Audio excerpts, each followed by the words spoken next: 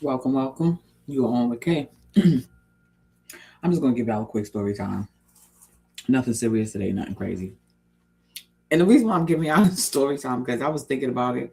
I don't know why I started thinking about it, but I started thinking about it, and then I just started cracking up because this was diabolical.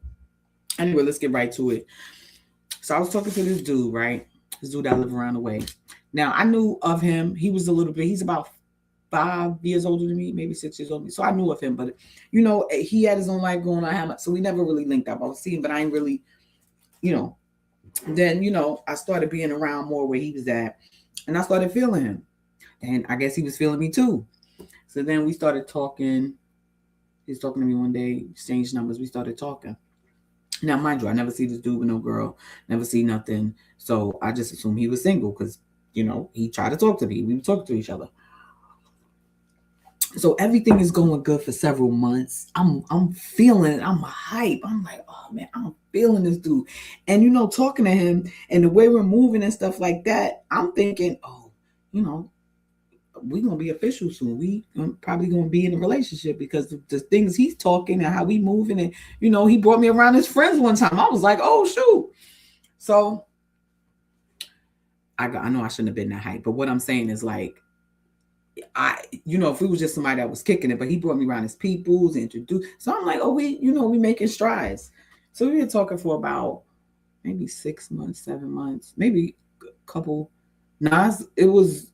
I'm gonna say about 9 months, because it would have been because I remember being like, damn, I would have made a year. We almost made a year talking. Yeah, okay. It was about 6 months, a little over. Anyway, we were talking, and I was, thought we were moving right along. Things started slowing up, but I ain't really paying no mind. Not really slowing up, but we were still kicking it, but not as often. So one day I was going to work, and normally when I go to work, my car stays at my house. I get on the bus, and I take the bus to the train station. I get on the train because I live in New York. There's no you. I'm not driving to the city. Number one, because where I'm gonna park, get to the city 3 hours late. I'm not getting to work on time. Like nobody drives their car to the city. People live in the city don't even have cars. So that particular day, sometimes I drive to the train station, park my car up, this and that, whatever. But today I was like, oh, let me just get on the bus and go to work. So I started walking, my usual routine. I get to the corner, I start feeling like a pain.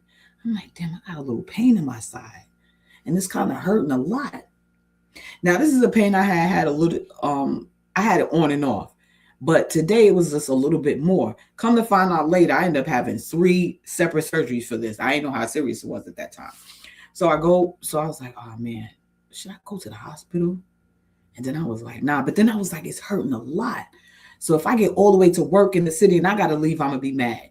So I was like, just go to the hospital. I called my job, like, listen, not coming in today. I'm going to go to the hospital, feeling this intense pain. Let me just, call out. Got my car, drove to the hospital. This is a hospital that, it's a local hospital. Most of the people from the area, surrounding area, whatever, they use this hospital. And there's a lot of people, you go up in the hospital, you're going to see somebody you know.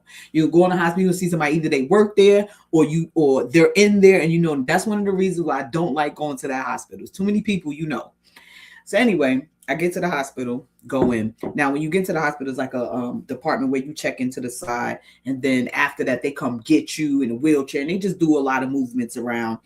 It's just a lot going on. So I get there. As soon as I walk in, I'm about to walk in to check, and I see him. I'm like, oh shoot. So we give each other a quick hug. I'm saying, how you? He's like, yo, what's up? I'm like, what's going on? He's like, you all right? I'm like, he looking all concerned and stuff. I'm like, yeah, I'm good. Got a little pain. We'll check it out. Now, I'm not about to ask him what he's there for because, we still talking. We not in a relationship or nothing like that. So I'm not going to be all in your business. I don't know if you here, you could be with I don't know, with your mom or your like you could be here for yourself. Like, I don't know what you're here for. I just see you at the emergency room. And I don't want to be in your business, and I don't want you in my business neither. So anyway, he's like, feel better. I'm like, all right, whatever.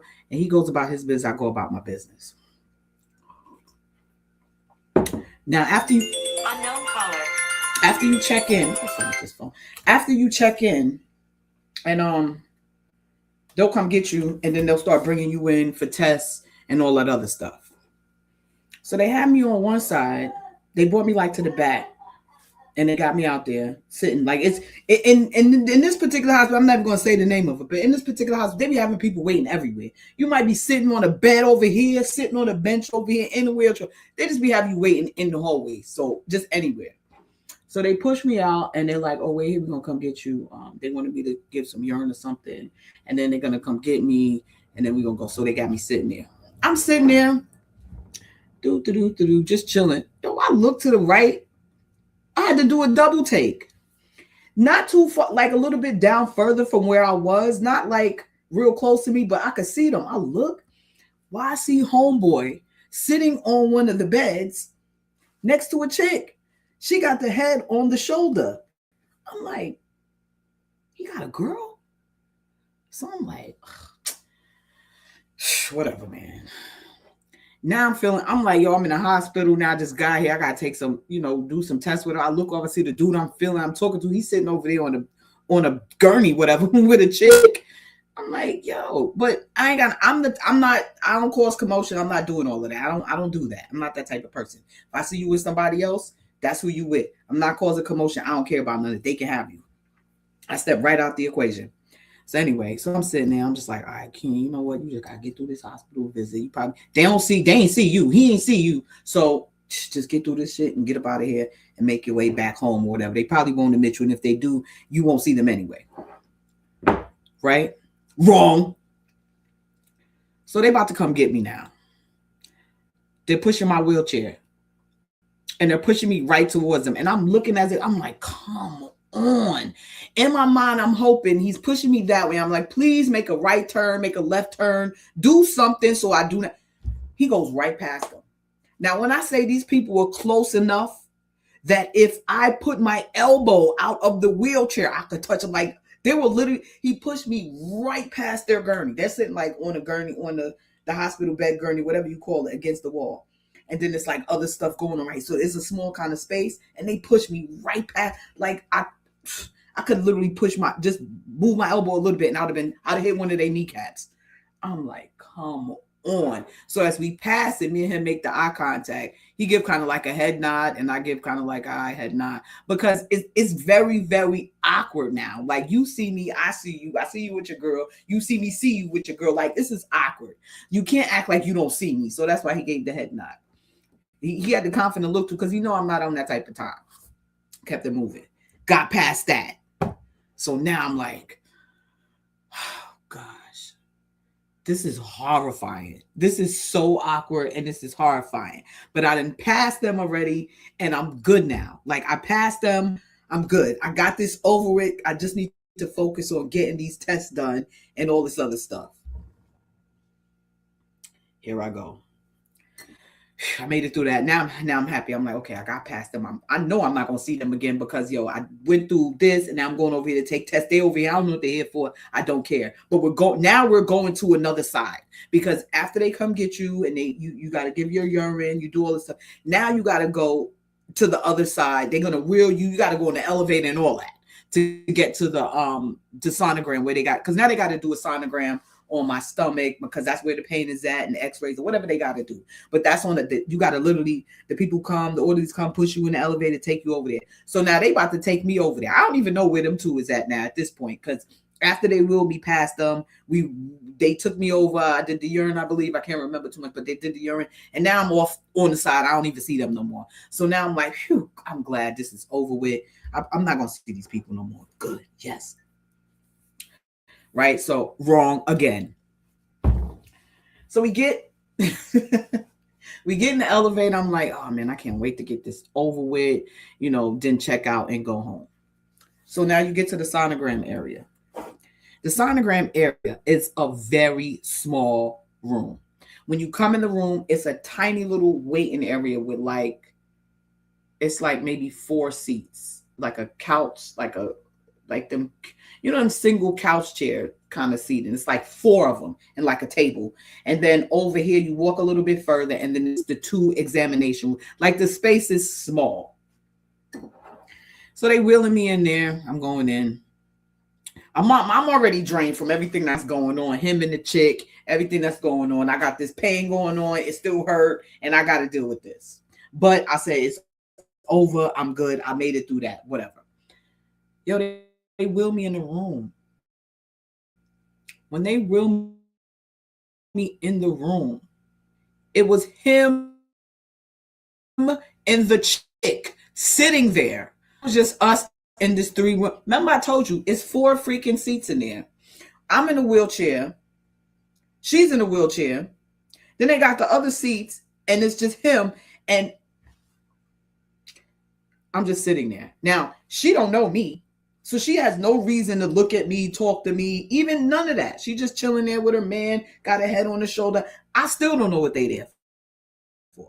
You know what I'm saying? I know they in the sauna with me. I ain't put two and two together. I'm just sitting there because I'm at this point, I'm like, oh God, this is so awkward.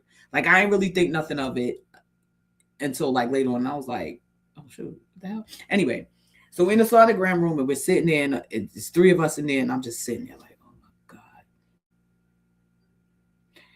And I'm waiting for the people to come out. I'm like, yo, can these people just come get me, please?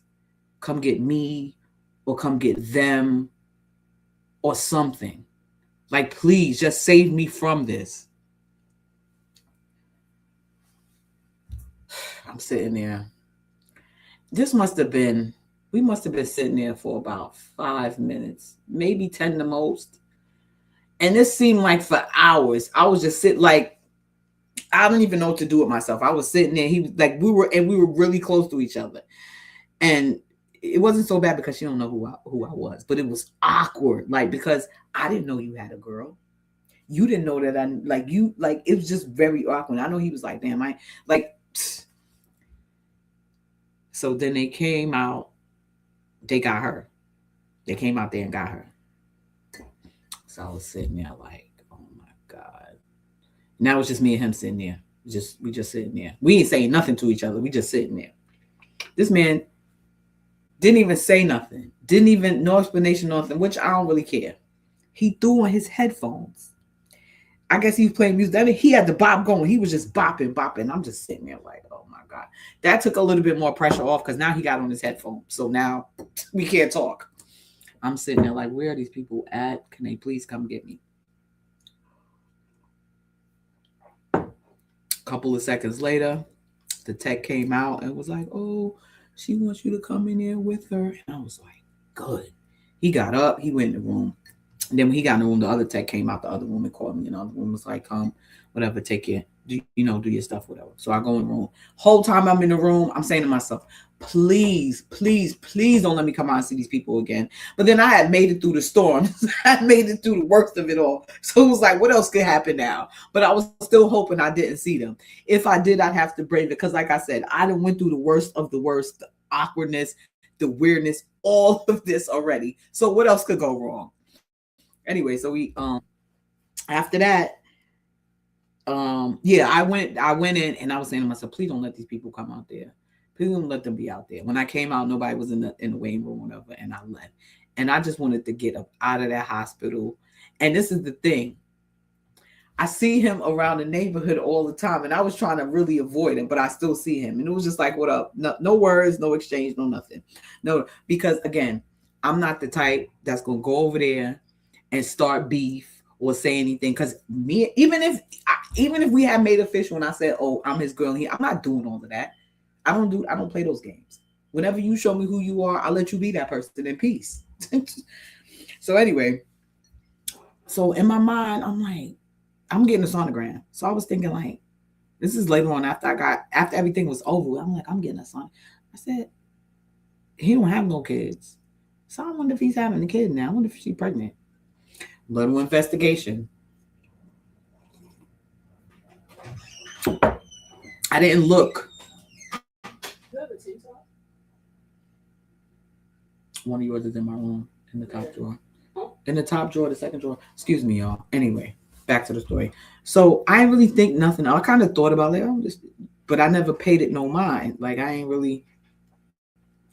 Now about 3 months later, me and him wasn't friends on Facebook. Come to think of it, I'm the type of person. I'm not a friend requesting nobody when it comes to dating or relationship like that. I'm private, and if you want to stay, like I'm not doing all of that. I'll let you friend request me. So we never got it. And I didn't think nothing of it because he don't even, I never even, some people just don't be on Facebook. Tell me why I seen people tagging him and stuff. He got tagged in something. Then it was mad congratulations and all this other stuff. I'm like, what the hell is that? Yo, when the picture came up, it was him and the chick. She had the big belly. That joint was like 7 months. I'm like, oh, these dudes is dirty. I was a little hurt by it, but one thing about me is I'm not an emotional person when it comes to relate. Like, if I see that, it's yours. I'm not an emotional person. When I see stuff like that, I'm not going to try to kill nobody. I ain't going to try to hurt nobody because I'm mad and upset and I'm stressed. I ain't going to jail behind nobody. Because at the end of the day, if I had wild out and did anything crazy, my ass would have been locked up. He would have been with whoever. She would have been with, like, whatever the case. I'm not into all of that stuff. If I see with another person, I assume that's where you want to be. And I see myself right out of it. A lot of the times, y'all people are way too emotional. Y'all get too emotional. You got to think logical before you use your emotions. Because a lot of the times y'all get emotional and y'all do crazy ass things, take somebody's life, and then you sitting your ass in jail, or y'all women do things behind men, go hurt another woman behind a man, and now you locked up for the rest of your life, and that man that moved on. Let's AKA that woman, and AKA that probably was a bad anyway, the woman who flew from Florida, from New York to Florida to go kill this woman or what. Now she's in jail. This was a couple of years ago. Now she's in jail, right? The woman that lost her life and the man that moved on. That I can't imagine I can't imagine that. I cannot imagine sitting in my life in jail. I'm sitting in jail because I got decided to go take another woman's life over a man, right? And now I'm in jail. That woman's life, her life is over. And the man that I took her life over got a new chick, some new kids. He's living his best life. You didn't ruin 3 lives. You only ruined 2 lives. You ruined her life. You took her life away and you ruined yours. His life is ruined temporarily because he moved on and got him another chick, kids and all that. And now you're sitting. This is why I say y'all got to use logic when it comes to these things like that. You don't want to be sitting in jail because that's your life. You don't want to be doing 20 and 30 years in jail over some stupidness, over being emotional. What if I got emotional and was like, huh, he got a pregnant chick? You know, people get emotional and want to go take out the chick and the baby because they're in the way. They're not in your way. Because you go do something to harm them, he's still not going to be with you. Now you got to look over your shoulder and see what the see if anybody's looking for you. See if anybody's trying to find you. They got any clues on you. What a life. So that's why I said, y'all be doing too much. I know somebody who, and this is before I get off here, I just want to say, what if I was a person, like I said, what if I was emotional and I decided that I was so hurt by this and, that I wanted to do something? I wouldn't be here to tell this story today. I'll probably be in jail. I look at this situation and y'all do this for people who y'all look back online and be like, oh, ill. How many times have you been so in love with someone? Oh my God, I'm so in love. I love him. Oh, I love her. And then 2 years later, when it all crashed and burned, I hate that motherfucker. I can't stand it. You see what I'm saying? Feelings change all the time. Don't put yourself locked up, put in jail, or this man is a move. This man got he done married this woman.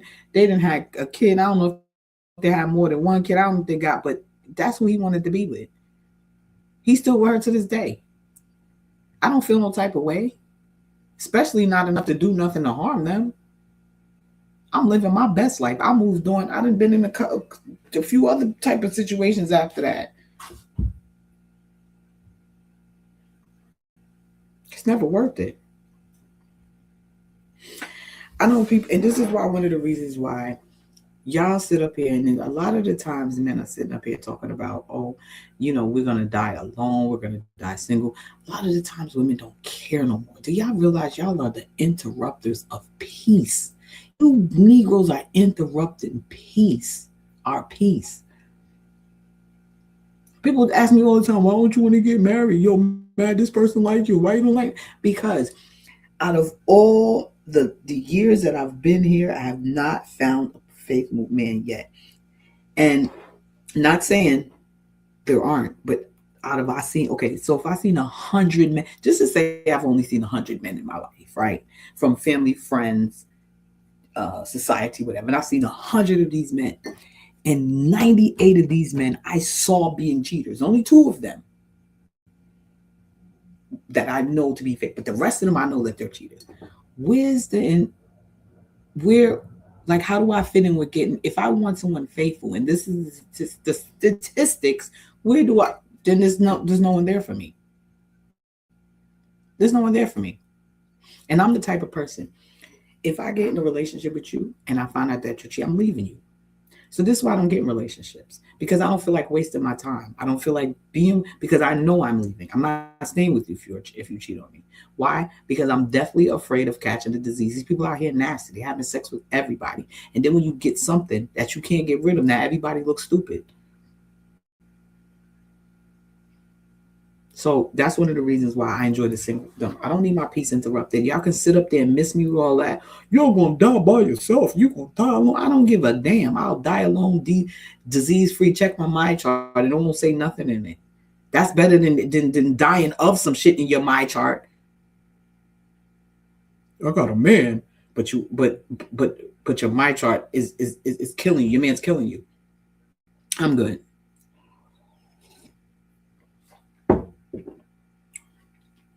And and another thing too, that situation with the dude. See, another thing too. When I saw that, I saw him with his girl, pregnant girl. I I don't want him because I don't want no cheaters. If you got a girlfriend and you try to talk to me, I don't want you. The blatant amount of men who've tried to talk to me, who got girlfriends, who got wives and stuff like that, I'm looking at them like, why would I want you? Why exactly? No, seriously, why would I want you? You got a whole wife. You got a. Then were you in my face? Well, you're in my face because you want sex. That's what you want. I know a situation right now. I ain't gonna bring it up, but I'm just going to speak on it. So when you women go out here and you mess with married men, right? Right, you mess with married men, you all happy, and then you get to a point where you want. This is messages for men too. Then they get to a point where they want to be with you, right? And they start getting emotional, and they want to be with you, and they want you to leave your wife. Come leave your wife and be with me, and leave your wife. If that man picks up and leaves his home and packs up his items to come be with you, you may have a chance because maybe he's not happy he's leaving his wife. But if you pressure that man to leave his wife and he not leaving his wife and he gives you every excuse in the world and that man is not trying to leave with just everything stringing you along, you're just getting used for sex. Somebody on his side. Because if he really wasn't happy, he really wanted to leave, he would leave. Now, when he gets caught cheating by the wife and she kicks him out and he has no choice and you get him by default, trust and believe it's not going to be what you want. I already see it happen in somebody's life. Good for you, bitch. That's what you get. That's what you get. It ain't my situation, but it's somebody's situation that I know. And that's what you get. And I can guarantee you, she ain't happy with what she got right now. Because what happens is when you are with the man and he's with his wife and he gets to have you and best of both worlds and he's happy, that man don't plan on leaving his wife. He love his wife. He just got you for some sex on the side. Now you're demanding, I want him to leave his wife. So now I'm going to tell the wife I'm going to let my presence be known. Okay, you're going to let your presence be known, hoping that the wife will leave him. And chances are she just might. So now when she leaves him, if you got a strong woman who ain't trying to compete with you or try to go back and forth, have him leave his ass, and then you can have him. And then then you're all excited. You're like, yes, I got him. Ha, she left. Ha ha. Go me, go me. It ain't gonna be the same, sis. Because when he had both of y'all, when he had his wife, he was happy because he could still go home to his wife. You done fucked up his marriage and got him by default. You gonna live a miserable existence because that man never really wanted to leave his wife to be with you. He wanted you on the side. He never wanted you as his main chick because if he did, he would have left. Now you're going to be subject to watching the sadness of him, depression of him, the yearning for his wife. And you're going to see all that. So the happiness you thought you was going to have, you ain't having it, bitch. You are not having it. I promise you, you're not happy.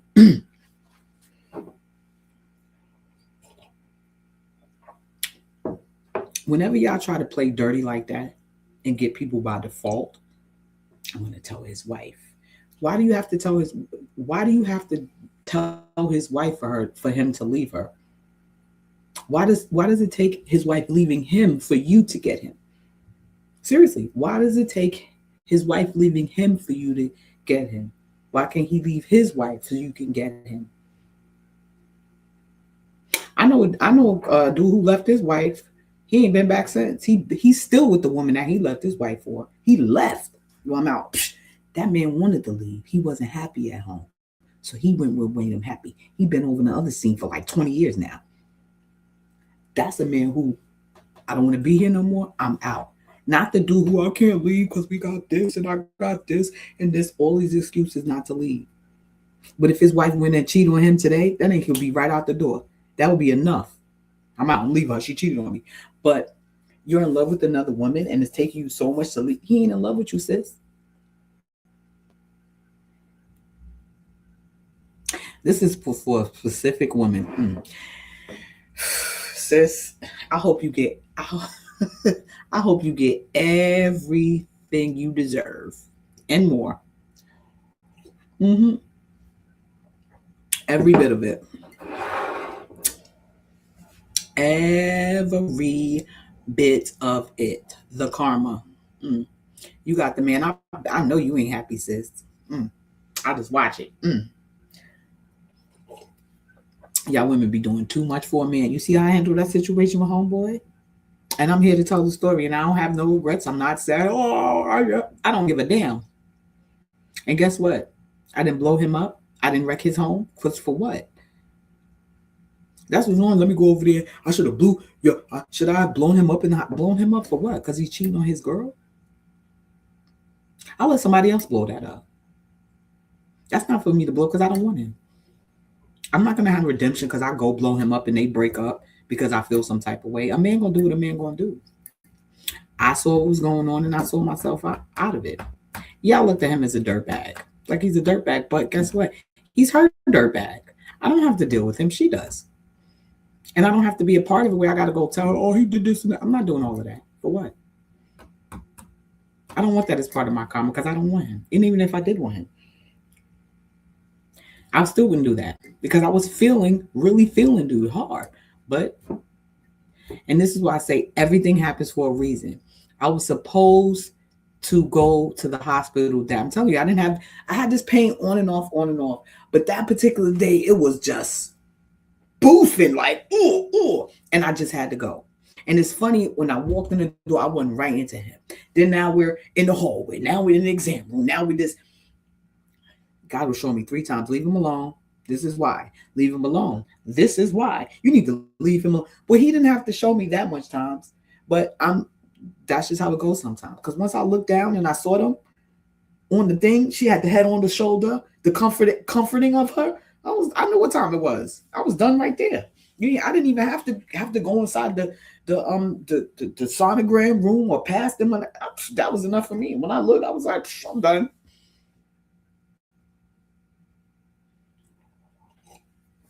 A lot of the times, the people when they have these emotions and they go do it, it don't be because it be because they feel some type of way. They feel like somebody deceives them or played them, and they feel stupid. I ain't feel stupid. This is the thing. Stop feeling stupid for shit y'all don't know. I'm gonna feel stupid that this man got a girl and I didn't know. Why would I put myself in the position? Oh, fuck that! I'm a wild out and go over there and do for what? I didn't know. It's not like I knew. Now, there were a couple of signs, but I didn't really. This is the thing. I want to say there are signs, but it was like it wasn't really no signs. It was this one particular sign, but because it was this is the only thing I never because it was the only thing I never but I never put two and two together because one time he was like his car, I forgot what happened. Now I'm assuming the chick had the car. I forgot what happened, but he didn't have his car that day. So we was just chilling. We happened to be chilling that day, and he was like, I wanna he was like, I wanna chill with you after work. So I'm like, all right, yeah, of course. So I go pick him up. I'm not even gonna mention his job or where he worked because if you know me, you're gonna know exactly who I'm talking about. So anyway, I go. So I link up when he get out of work or whatever. We chilling. Go. I forgot what we did. We hung out, whatever, chilled, and then um he was like, "You drop me home." Of course, I'm gonna drop you home. I came up there, picked you up. You didn't have your car that day, so I'm gonna drop you home. And this is why it wasn't a red flag to me because if you live with the woman, why would you have me drop you home? Why would you let me drop you anywhere near your home? So anyway, he drives me. I drive him home, and it's dark outside, so I don't know. I can't see nothing. He's like, "Yo, pull up right here." It's a parking spot, so I pull up right there. Talking for a little minute. He's about to get out the car. He give me a kiss on the cheek. I should have thought something of that, but I still didn't think it. He gave me a kiss on the cheek and was like, a kiss on the cheek. All right. He got out the car. Now, when he got out the car, I immediately drove away because you're a grown man. I don't need to see you get in your house safely. You're grown. You fight your way out of that shit if somebody tries to attack you. I don't know. I can't help you. Anyway, so I drove off immediately. And as I'm driving off, excuse me, I'm looking through, just kind of briefly looking through. I even look on, kind of look through the rear, see them like walking. This is my thing. There was no red flags because this could be a where you pull up and then now you walk into your house. I didn't stick around long enough to see where he was going. In my mind, no one's gonna tell me to bring them home if they're no one's gonna tell me to bring them home if they live with a woman, right? Right? So that's why I didn't really see. And then none of the red flags was it was nothing like I don't know. It was just no other red flag. I call, he pick up the phone, text, like I don't know. So this is how it is. Anyway, so that was my quick story time for the day. But when you see certain things, you make sure you pay attention to them. Because if I had got just the thing, I probably would have found out later on. I don't know, or I don't know how I would have found out later on. Maybe I would have saw the Facebook post later on, and would have been like, "Oh shoot!" But I found out this way. I don't know why, but I think it was meant for me to find out this way. And maybe because I needed a story to tell.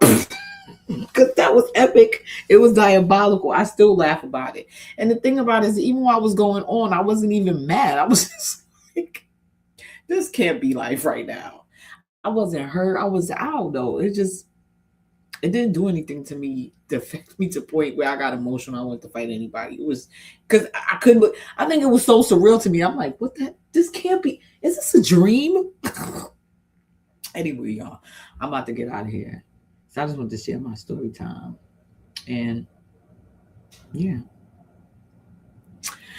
y'all be good. You are on with Kay, and I'm out.